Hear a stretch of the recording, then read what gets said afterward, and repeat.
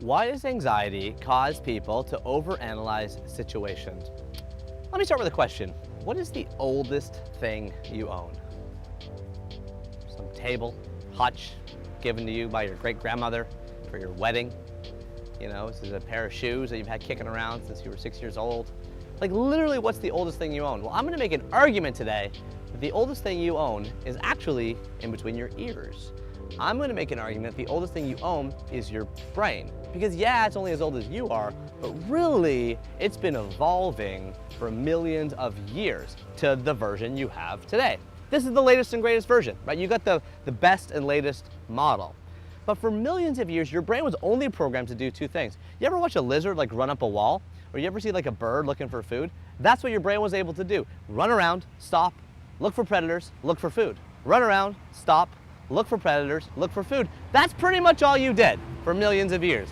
Then the brain got more involved. We got this prefrontal lobe kind of at the top of it now. About 200,000 years ago, our specific species of Homo sapiens evolved in the African plains. Okay, those brains were really good at doing something that most animals can't do, which is thinking about the past and thinking about the future.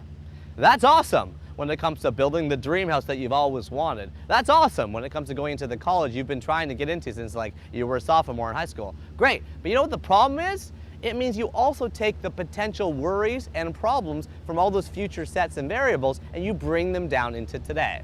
In finance terms, you do the NPV or net present value analysis of every problem and you bring it to today. And you know what that creates? You aren't going to be surprised to hear me say it. Anxiety.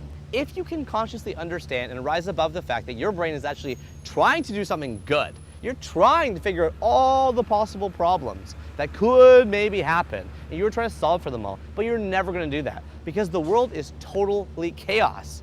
The world has so many variables that you can't control. Nobody even can control the weather. We don't know who's going to win the sports team. We don't know what the stock market's going to do, if it's going to go up or down. We don't really know how this world works. And taking all that stuff and trying to solve it is not going to happen. So what do you do?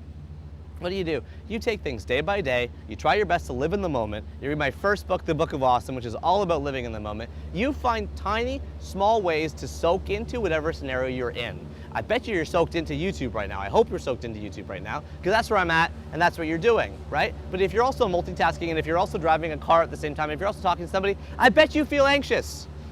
Eliminate how many things you're doing, stop multitasking, focus on one thing and one thing you can control, and then you will feel less anxious and you will stop stressing yourself out. What do you think? What are you feeling anxious about? And also, what other questions do you have?